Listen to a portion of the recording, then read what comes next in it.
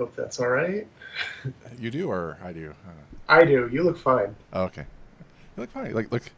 Like this one thing I always want to tell people who, who get in front of a laptop and speak is that it's okay not to look like a Unabomber and actually put lights in front of their faces Yes. and that's a foreign I'm working concept. on that. It's a foreign concept because they're not on stage. They're not usually not extroverts and they're on stage. Where if you're on stage, you literally have like if you look in the audience, you can't see the audience because there are lights in your eyes from the Yes. ceiling. And so when we do conferences and we try to do like lighting, it's like we always get complaints like I can't see anything. I'm like, well, that's because you're on stage. Right.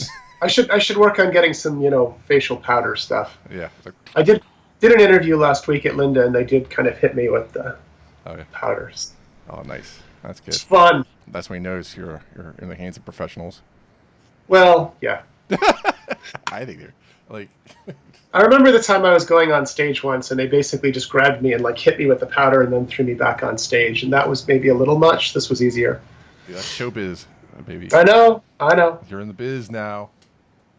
Yeah, so there's nothing like the biz of show. I'm gonna stop saying that stuff now. That's okay. Get like carried away. Cool. Yeah. So it's good to have you back on the show. Yeah. Haven't talked to you in a while. I think it's been like a couple months at least. Yeah, So it's been busy. yeah, cool. Cool. Yeah. So I'm not sure where to begin. I guess just gotta catch up. I don't know. Hmm? Everything else. I guess we'll just catch up on the news of Are the we? day first, and then we'll take it from there. Sure. But yeah. Yeah. So the first thing I want to say is that Amazon is having an amazing week or so. Just like it's just been having a great week.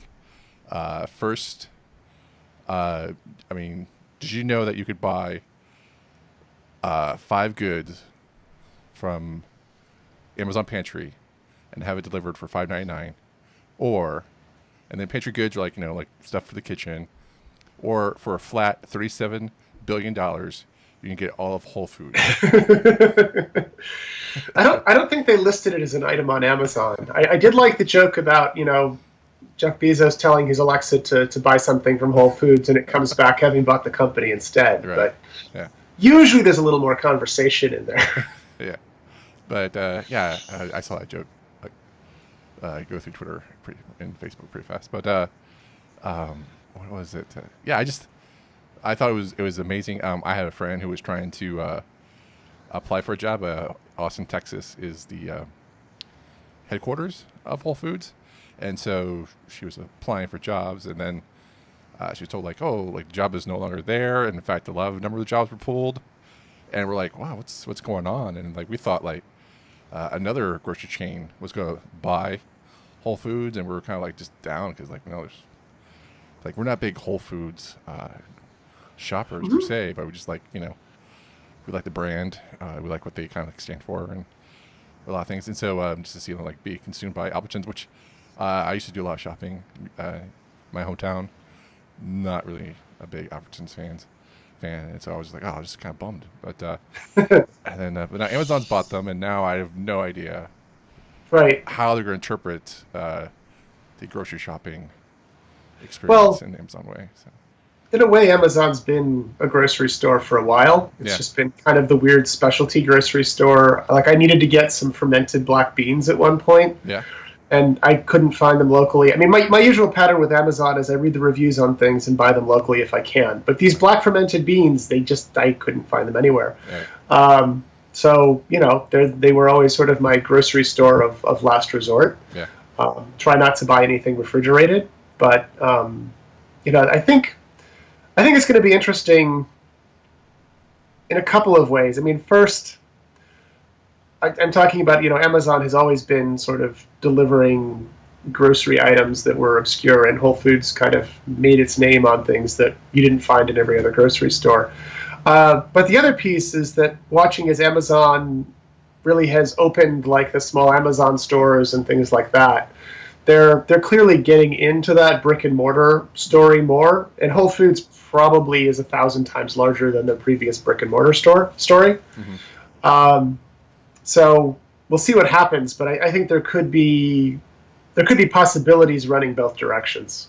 Right. I mean, it sounds like it could be like a real estate play, like the whole outage of McDonald's is like they're a real estate company, and so I like, and then also I like to play that people who go to Whole Foods might be more inclined to buy, Amazon, you know, hardware or use the Hmm. brand, and so with the and basically, yeah, I just it's good leveraging of the warehouses that Amazon has already. So all the stuff that can be that's not perishable could probably easily go into a warehouse. So that Amazon owns. So yeah, but yeah, Yeah, I mean, I'm really curious because in a lot of ways, the logistics for a grocery store are different from the logistics that Amazon has done so well at. right, Displaying things to customers, packing products up in full trucks worth of stuff. right, I don't think there are a lot of people who order enough from Amazon to need a tractor trailer, but grocery stores use them all the time. right.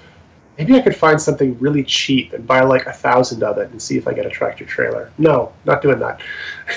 Yeah, I mean, like, well, Jared Spool always like back in the day, and I think it's still true to this day, is that the search engine for Amazon is terrible, right? Because in order for them to make their search engine worthwhile, they do like kind of this black hat SEO thing and just put the title has this like all the keywords to a product's name usually, and then it's so bad. It's like we can't. There's no granular search of any real merit, I think. But Mhm. yeah, so maybe but my point to that is like I can't fathom how like you think how important search is to like Google in a way, but it's also like it's also the stuff that I think Google's added onto that helps make search better, like geolocation and more preferences and stuff like that too. So, but yeah, it kind of amazes me that now that a really bad search engine store is now has a grocery store. It's pretty crazy. Well, But they also have like but to be fair, if you're in Seattle, they deliver groceries right now. Like right, they've so been doing it. yeah And maybe all those labels will start getting those long names on them. yeah It'll be a physical manifestation of a bizarre issue on the web. yeah Um, the other piece there, a lot of the way that I find things on Amazon is that I'm hunting for them in Google, and Amazon turns out to be the only decent hit for something. Um, it's it's hard to build a single system that solves everything for everybody. yeah Um, Grocery stores have that serendipity thing going for them. You look for one thing, you find another. Amazon, to some extent, has serendipity, uh, but Google somehow maximizes it. So right I'll be curious how that all plays out. right yeah. And then Amazon had another great thing that happened at the. One second. All right. Pause for effect. So, like it's like, oh yeah, I need my notes. What's going on? There you go. All right. Note to producer to cut this part out. So at the WWDC, Mm-hmm. which stands for What Will Developers Covet, Tim Cook's Apple CEO, like this is like a kind of an hour plus long event where Apple comes out and just says anything. Like if you listen to the show, you probably know what WWDC is all about. So, but like the first thing that came out was that Amazon Prime Video is going to be on Apple TV as an option, which is like crazy good for Amazon because it's been Netflix and Hulu and other video channels, but they've never been on there. And in fact, I think I don't have it as confirmation, but I think it was kind of there's like a mini Cold War between Amazon and Apple that Amazon doesn't sell Apple TVs on their site. They actually pulled them, Right. and so maybe this will like get Apple back onto to Amazon in terms of their Apple TVs. So Yeah, I always wondered about that because the Apple brand loyalty thing. People who want an Apple product will, seek it out and find it someplace. I almost wondered in some ways if Amazon was doing Apple a favor that way. yeah, But because there are a lot of complicated issues about being a supplier to Amazon. yeah, Obviously, Apple is a supplier to Amazon and has made that trade. yeah, Um, but here it's interesting because Apple is the delivery mechanism for a lot of Amazon stuff with this change, and I don't know. It's almost like a reciprocal relationship between gorillas. Yeah. They're both vast and they're both kind of helping each other out. I don't know if it's really gonna make the Cold War go away, Right. but I could actually see them sort of weirdly complementing each other with Amazon's cloud stuff and Apple's closer to the user stuff. And ooh, that would be really scary. I'm not sure I really want to see Apple and Amazon come together as good buddies, but maybe we'll see what happens. Yeah. Yeah. I don't think they'd be good buddies. I mean, because Apple, you know, you know, they sell so many different products in different ways, but to Apple still hasn't, they're starting the first steps to making their own content with their own like TV show, like I forget, it's like Shark Tank for apps, Yes. which is what you really want to start your foot at. But I'm sure it's a great show. Is that the start they're making their play into making their own original content, which is what Netflix is doing, which Amazon's been doing. So it's interesting to see where they go with that. But yeah, I mean it's not that like one company is going to like take over, but there is an issue with like the new giants, right, of industry. You have Google, Amazon, like Apple. These are the vast titans. Maybe some other like you can throw some other industries in there too, but like those industries that control a lot. I'll throw Microsoft in there too. So, yeah, this is the vast, you know, Right. Well, I've always enjoyed the conversations about what can Apple do with all their cash, yeah, and the usual answer seems to be become a bank.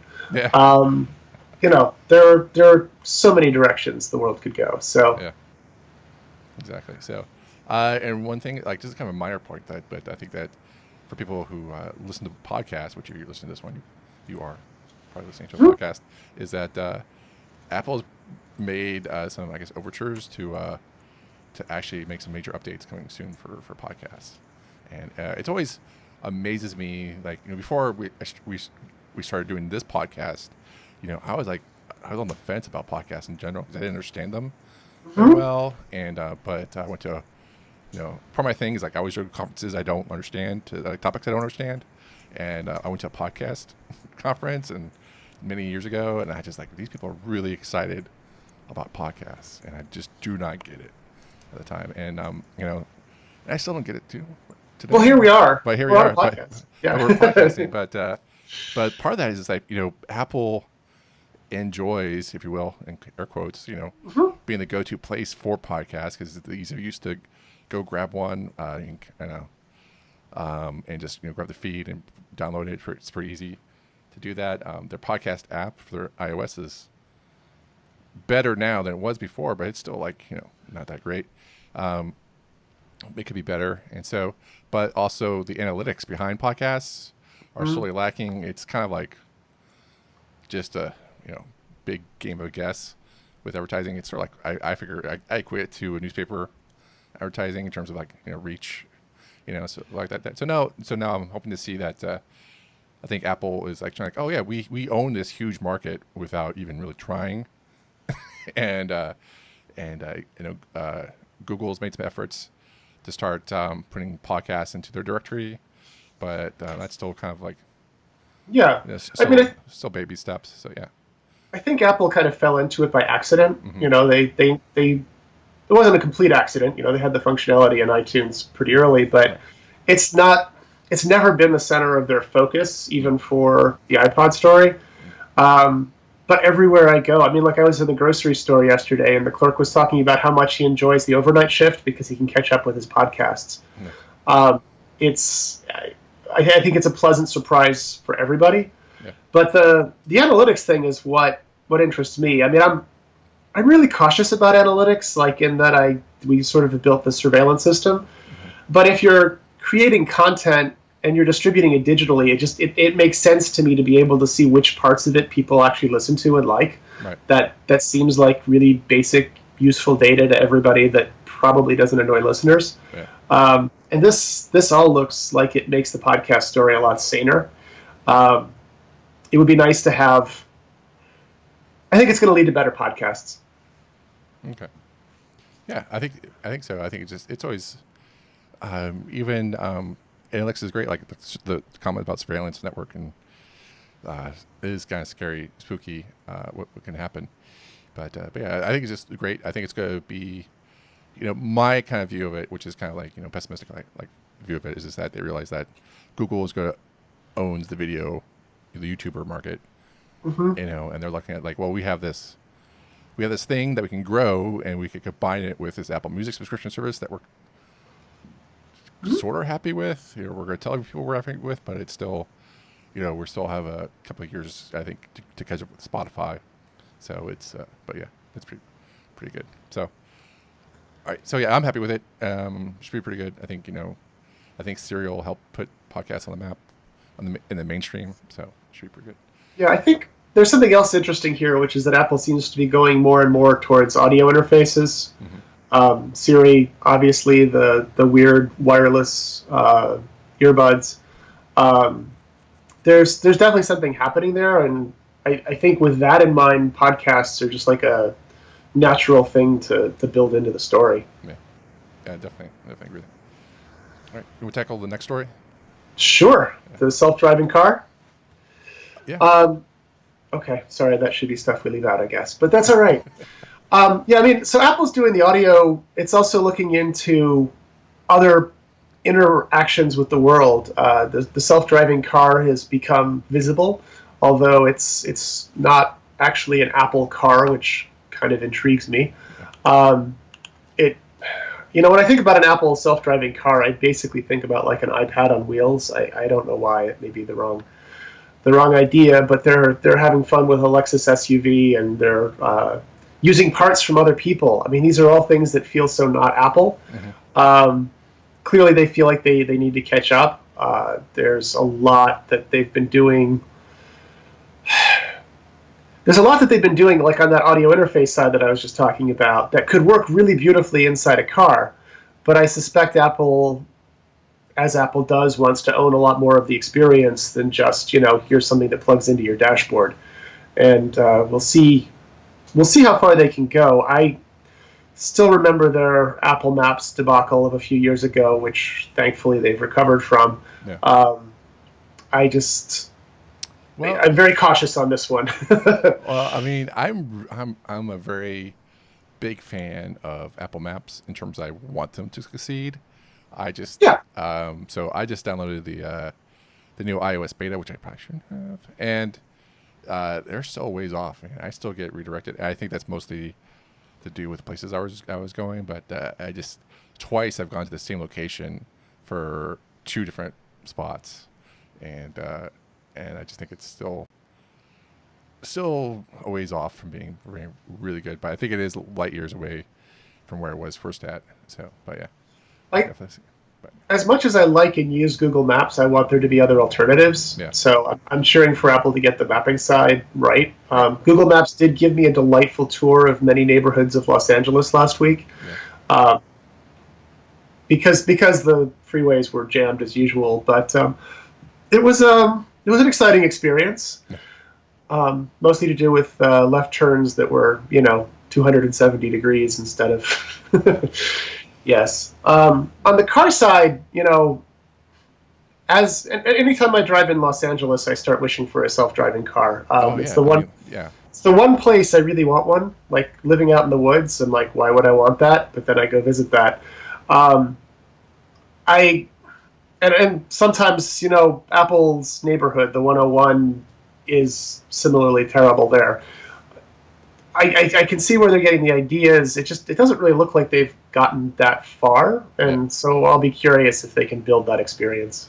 Yeah, I think their solution isn't to own the hardware. I think they will own the hardware for your personal devices, but I feel like, and I could be wrong here, I just don't like the leap to go from, which is like Uber goes from like an app to trying to get a car, but I just feel like the jump to own the car experience isn't where you want to go. I think they want to own the software, which I could be true for Uber and for Google as well.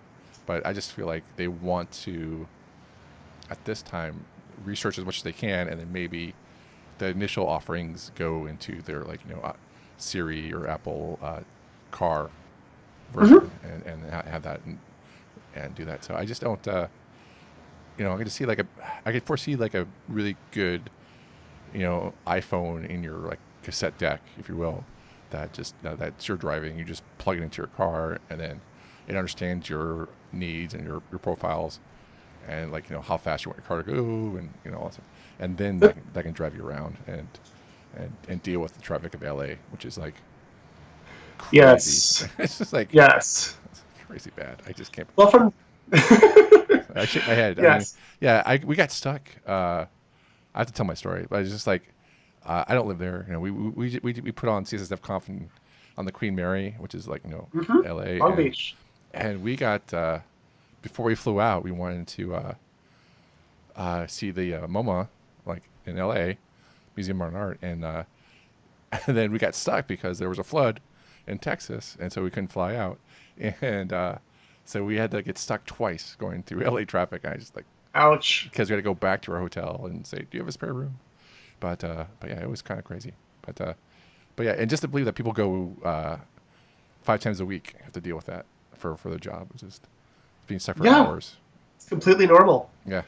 Yeah. The other thing that's interesting to me about the self-driving car space, I have lots of doubts about truly self-driving cars, but the number of different kinds of companies coming into the space is interesting. Yeah. You've got auto manufacturers who have obvious reasons to be there. You've got Uber, which at least is connected to cars in a fairly direct way. Right. And then you have companies like Google or Apple who are, further away from the automobile zone, but are really deep into the technology side. I think you're going to see some strange alliances come together there. Right. I don't know who will end up working together, but I guess we'll find out. Yeah, it's a different play. Like it's a different experience, and they're solving interesting problems that that I don't think you could solve 20 years ago. In computer and science until now in terms of storage, and it's still like before the internet has matured as where it has too. So. But yeah, I'm looking forward to see how they solve the problem. So the next story is the one I really wanted you to introduce. Oh yes, I messed up. I was totally professional here. Actually. That's all right. But this next one I want you to introduce. Yeah. Yeah. We keep talking about the internet is primarily a mechanism for distributing cat photos, and there was an article in the Wall Street Journal, and then based on something in a psychological science journal, about how you can ease your relationships and make life happier between you and your spouse by associating your spouse with photos of cute things. So rabbits and kittens, and I think of my daughter wanting to see all the pictures in Cute Emergencies Twitter feed every now and then. And I also I look out my window right now and I see baby rabbits. So obviously everything in the world is wonderful, and I'm floating on a cloud, and it's great. But the associating things with these happy images sounds like a great way to just ease all of our concerns and anxieties about other people, right, including people we're close to. I wonder if the real reason that we have cat photos on the internet is not that it was truly the one place for cat photos. It was that we get aggravated enough by the internet that if there weren't those kitten photos, we would be jumping on each other worse than we already do. Right. Maybe Twitter should add a regular stream of cute animal photos to its feeds, right, involuntarily. No option on this one. You would have to have the cute kittens or something. Right. I don't know. It's a very weird story that's not surprising. Kind of makes sense out of the internet. Yeah. And worries me that we're so easily fooled at the same time. Yeah. Well, it's sort of like the opposite of guilt by association, right? It's like cute by association, right? And so I totally see this coming to the future where you get you get a bill, and the company this knows because of the analytics, this is a kind of higher than usual bill. We should probably put 2 or 3 photos of bunnies, on this bill as well when we send it out. And so that way you get your bill I'm really pissed off at this bill, but man, there's these really cute bunnies attached to it. I'm really really So Yes, I'm picturing, you'll know that it's coming from a collections agency when it has this unbelievably cute little rabbit on the envelope. They're just trying to get you to open it. right. Or I feel like this is also great because if you have to deal with great for inter office relationships too, where like you have to deal with that one person who's giving you trouble.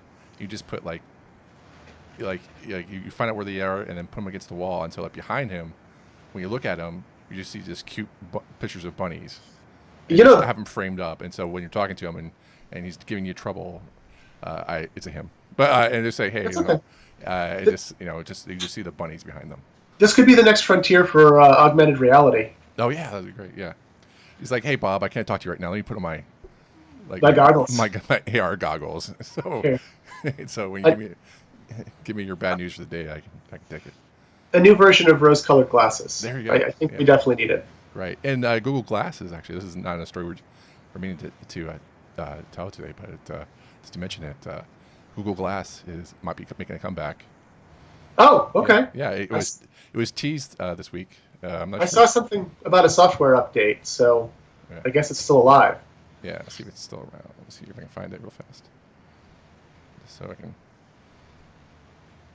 Nope, I can't find it. It fell off. But yeah, yeah. So there's a little news article popped up. It's like, hey, it's not dead yet. So that's always good. Just don't take photos of yourself wearing them in the shower. That, That'd be great. We appreciate that as a whole. Society thanks you. yes, Cool. for your restraint. All right. Next story is space exploration, right? So NASA's Kepler space telescope has found the first Earth-sized planet in a habitable I think so. zone, right? So this is great. So there's actually found 10 Earth-like planets outside our solar system. So yeah, this is like finding needle in the haystack. I would say, just like trying to work.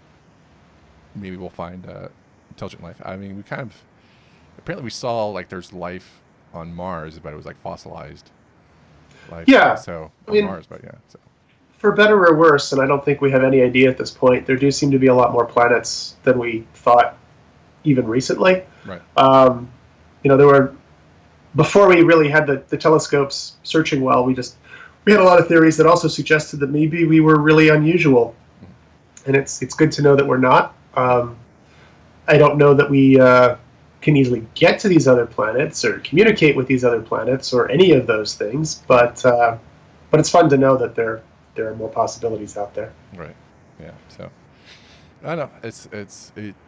You just wonder like, is there going to be that one thing that like tips it over where we find alien races or if they're out there or not? So like, the whole Star Trek thing where we have to go warp drive before people can Yeah, see us or not. So that's all. until we get warp drive, it's all kind of just like really cool stuff. Yeah. So Cool.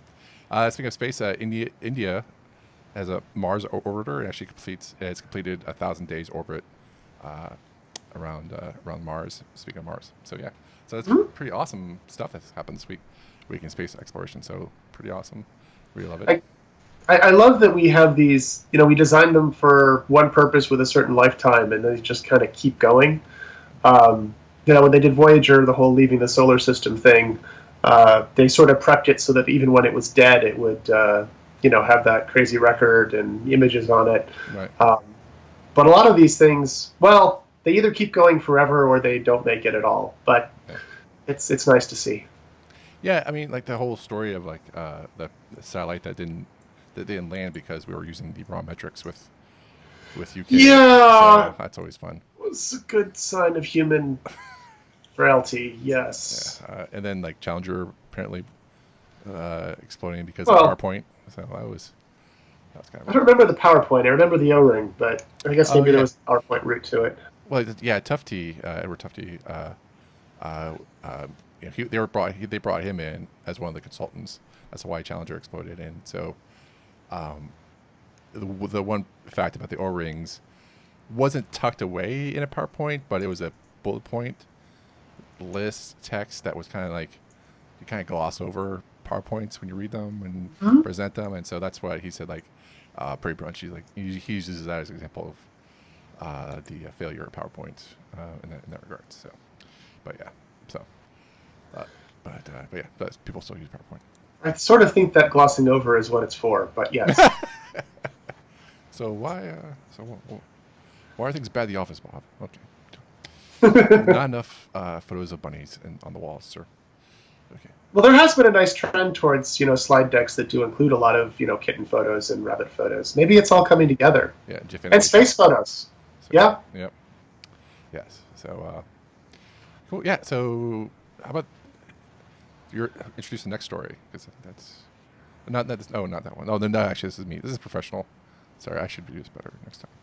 That's okay. Next time we'll do better. Oh gosh. But roaming charges across the EU have been scrapped, and so this is, I guess, part of the EU alliance is that they're going to get rid of roaming charges. You thought roaming charges were bad when you left the United States, or like you go to like heaven forbid Puerto Rico or like Virgin Islands when it's like I'm still in America, right? But not really. But no.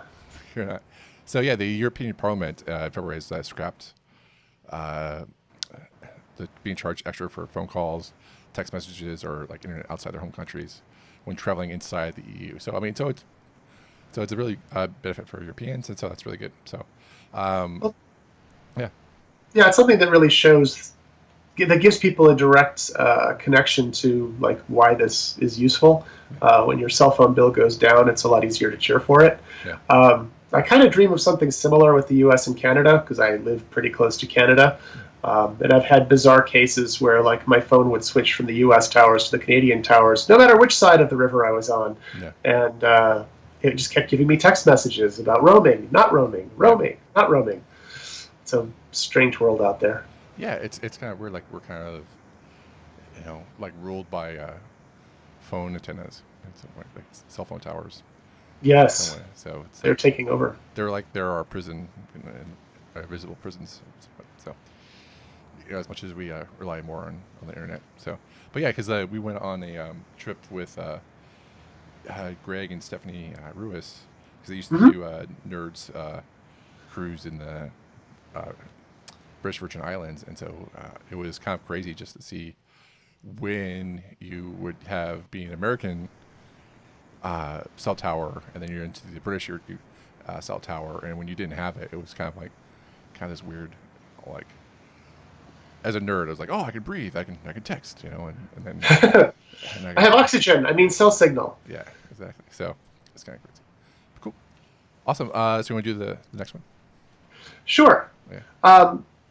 So as we get more and more dependent on the internet seems to know more about us. And a friend of mine named Grant McCracken was talking recently about a conversation he had with people who were, wondering why their vintage business in Portland wasn't doing as well as it should have been. It used to be doing well, and Portland seems like a really great place to be doing this. Some of my first memories of Portland are actually Oregon, are kind of like wandering through vintage stores. But there were some signs, and partly it was that the number of vintage stores in Portland had simply dropped over the years. I think it went from like 12 to 4 or something in the zone they were looking at. But if you took a look at Google Trends, you could see with their geography tools, kind of the analytics we were talking about earlier, that interest in vintage stuff was just plain plunging. And in Portland, there was like a really sharp drop. And I don't know what would cause that sudden lack of interest. It's a lot easier for me to talk about trends that suddenly take off. I'd never heard of a fidget spinner until about 3 months ago, and suddenly they were everywhere. Yeah. And now they've apparently burned out again and are fading, and all these stores will be stuck with inventory. Mm-hmm. I think of vintage stores as having a little more strength to them. But some of the things that Grant was looking at was like, where are people still interested in vintage stores, and if they moved, where would it make sense to go? Despite Portland's stereotype of being the land of these things, it turns out that go south was probably a better idea. Don't go east because nobody in Boise wants them. But if you go south to Eugene, there's a lot more interest in vintage stuff. There are lots of problems with this. it's interesting. Like even when I'm traveling, I'll be doing searches for things that I don't know if they're counting as going towards my upstate New York life, or these are things that I can find in Los Angeles and not anyplace else. Um, the the kinds of data that Google is working with. Well, I've used Google Trends for a lot of things over the years. Let's just say that it's not always reliable. Your mileage may vary. Um, In what way? Sometimes it's ahead of a trend, especially if it's about tech. People will do a lot of searches on things before they're actually ready to use them. Okay. Um, Sometimes it's behind a trend. This is something I find more frequently in like the woodworking stuff. Even though there are many techies in the woodworking world, there are a lot of people in woodworking who don't really give a damn about computers and don't actually use Google, but their conversations still kind of percolate into the community. So it varies pretty wildly. I'm guessing that vintage in Portland is something that works pretty well.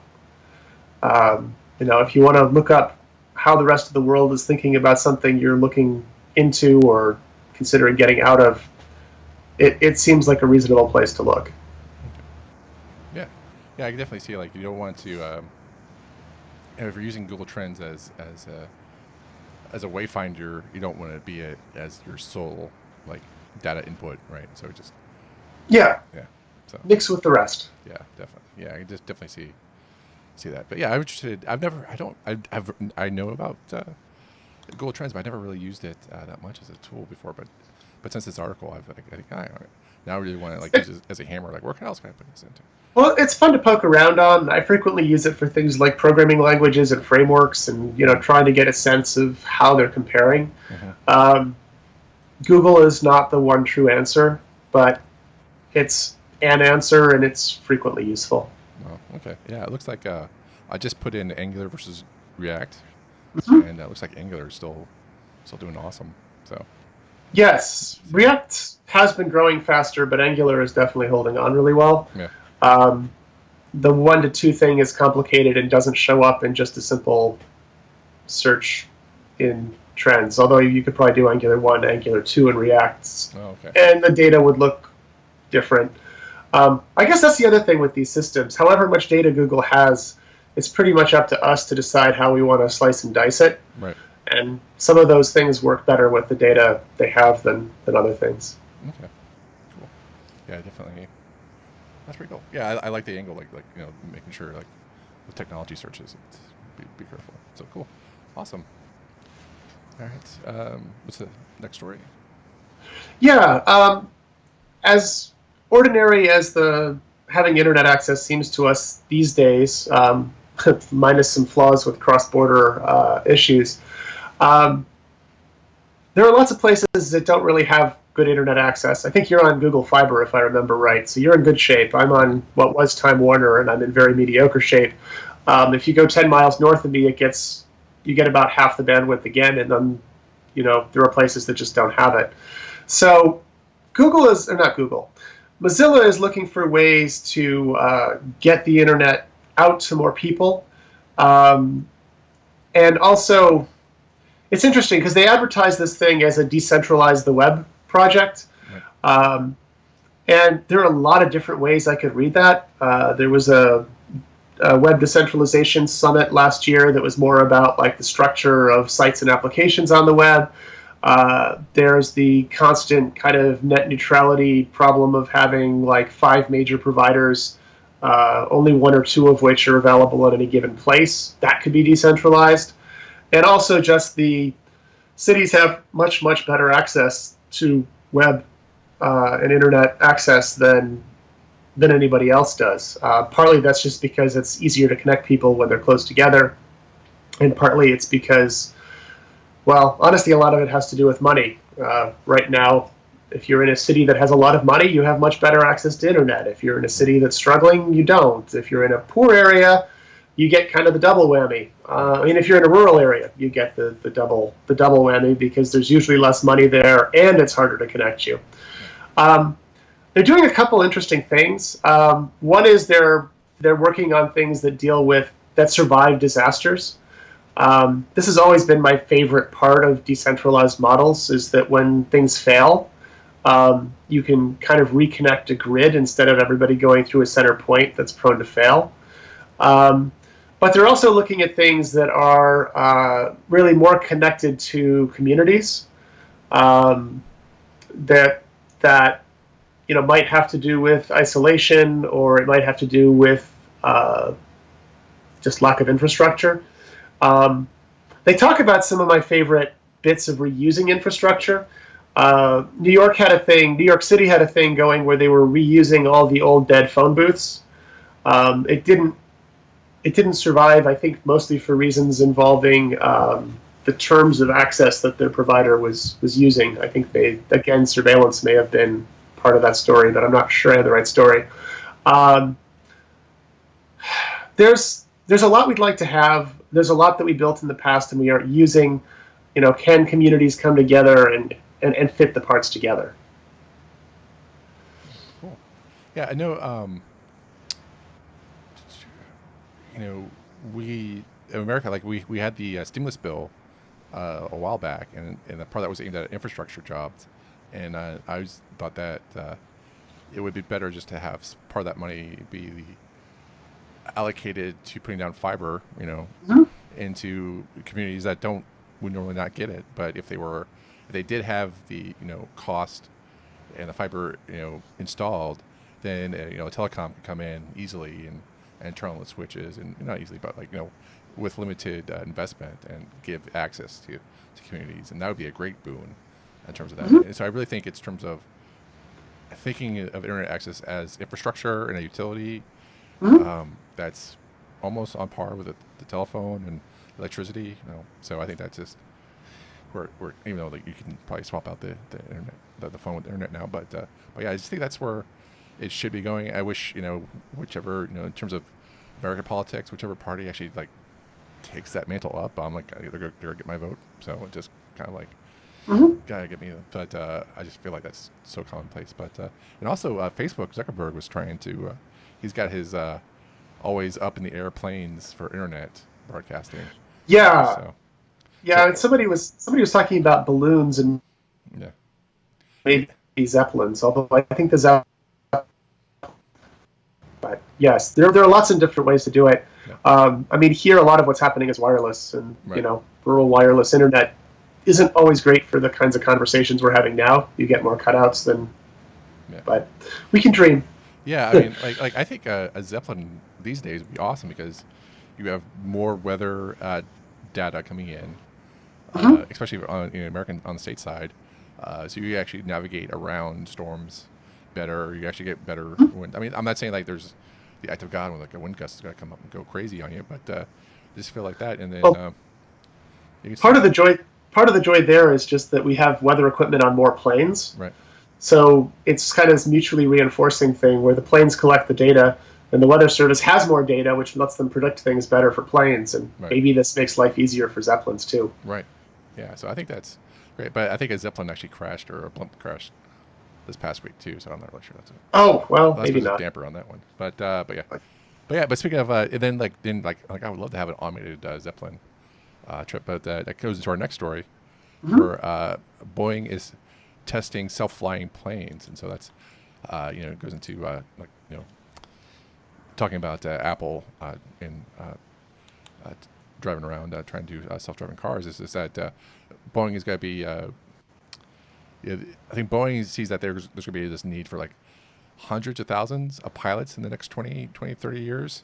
And so that's just a lot of people that need to be trained and to do that. And so like one of the solutions that Boeing is looking at, because they make planes, Mm-hmm. so They have an interest. they have a financial stake in the future of their industry. So they're looking at seeing the planes can actually fly up and take off. And I think it doesn't go to a lot of details because it's kind of like Boeing like kind of doing like a press release, like we are looking into this, and aren't we great? Type of thing to keep their investors happy. But I could see like pilotless planes taking off from dedicated airports. Like you have like dedicated runways for Mm-hmm. FedEx and all that stuff like that too. So I just feel like that'd be pretty awesome.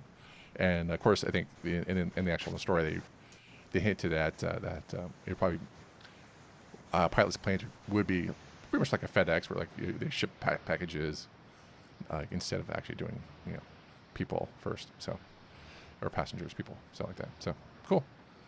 Yeah. So are you there? Yeah, I have a suspicion that yeah, it's the internet connection problem. Can Okay. you hear me? Yeah, you're really shaking up. Let's try another. Let's hang up and try another call. Get back. Okay. Yeah. All right. Okay. I'm still getting there's a problem with the internet connection between you two. Oh really? It's going away. Okay. Okay. There you go. Yeah, a lot more. Should have talked about Time Warner. They were listening. We sniffed the packets. We know there's an issue. So Yes. someone's talking bad about our service. So we must terminate it. That's Exactly. I'll get them. But yeah, cool. Yeah. So I don't know where. Yeah, we're gonna wrap up. Mhm. Boeing. I don't know what your point was. I'm sorry, I forgot. That's okay. I mean, I think you're definitely going to see the automated flying and driving probably first in freight in a lot of ways. Yeah. Um, it's, I think, easier to solve the problem if you build systems that are specifically for that. And FedEx already has its own airports and things like that. I think they're probably in a uniquely good position to test these things out. The other thing, I mean, they've already done this for a lot of the flying experience. Autopilot tends to work pretty well in the sky unless there's really weird weather or something. Mm-hmm. It's that whole takeoff and landing thing that I'm really like, who's my pilot? Is this a Navy pilot? Is this an Air Force pilot? How hard is the touchdown going to be? I won't be surprised if it's a solvable problem, but I also suspect it's going to be easier for packages to take a hard landing than for people to take a hard landing. So we'll see what happens. Right. Definitely. So it should be interesting in the near future. I mean, I don't know. Should we? Do you think within 20 years will we have self-driving cars and self-flying planes? Depends on what you mean by self-driving. I mean, if I can, I think we'll have a car that I can drive like on a highway and not really be paying attention to what's happening most of the time. Mm-hmm. Sure. Do I think I'll have a car that can navigate every strange corner that I dealt with in Los Angeles last week? Mm-hmm. It seems a lot less likely. Right. So you think like the interstate, you just like hand control over, but once you get off the ramp, Yeah. it'll just take over. Okay. That seems like an easy win. That's a hard fought easy win. That one I think will actually solve within like 10 years. I don't think that one's that far away. Yeah. But the really like full can drive any place and make deliveries to strange corners of the world that require like 6-point turns. I think that's a ways off. Right. Okay. Cool. And I just want to I guess the last story, I guess it will, is shake up at Uber. And so we're speaking of, we should always, I think it's the self-driving car episode. But yeah, so when the investment firm, one of the board of directors has stepped down at Uber, and so I'm not sure anything else. Like, Well, and also 20 people were fired, stemming from a case involving I don't know. Maybe we should just. I don't know if you know more about it than I do. I don't know that much about it. I mean, I have friends who work at Uber, so I've always been fairly cautious in talking about it because they obviously know more about it than I do. Right. Uber has been a company that was pushing really hard on every possible direction. Just like watching them in New York State and sort of dealing with our joyful lobbying. And Airbnb is funny because it's kind of in the same space where it's dealing with regulations and trying to get them changed and stuff. And Airbnb doesn't always go over well with people either. I think San Francisco in particular has had some interesting encounters with Airbnb and spending a lot of money. But in every other way, they seem to be like the nicer version of it. In Austin, you had kind of that Uber and Lyft suddenly departing story. I don't know. Uber's trying to do something difficult.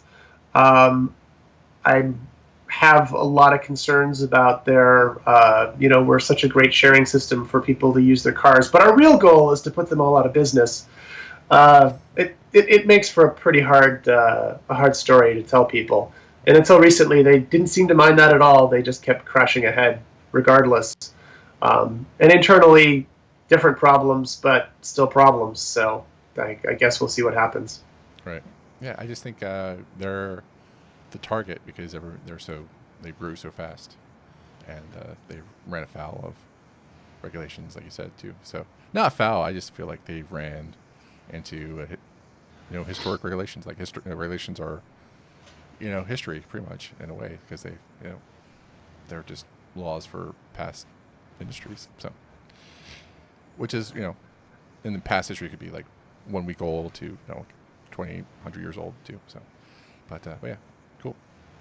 That's pretty nice. Okay. Well, I think that's about it. How can people Cool. find you on the internet and I'm spread you love? I'm usually at at something. If you look for me on simonstl.com, if you email me, simonstl@simonstl.com. Twitter is Simon St. L. At work, I'm S. Laurent. I don't know. I think these things happen, but that's okay. All right. Cool. Awesome. Well, thanks for being with us this week. Yeah, always happy to be here. Great. Awesome.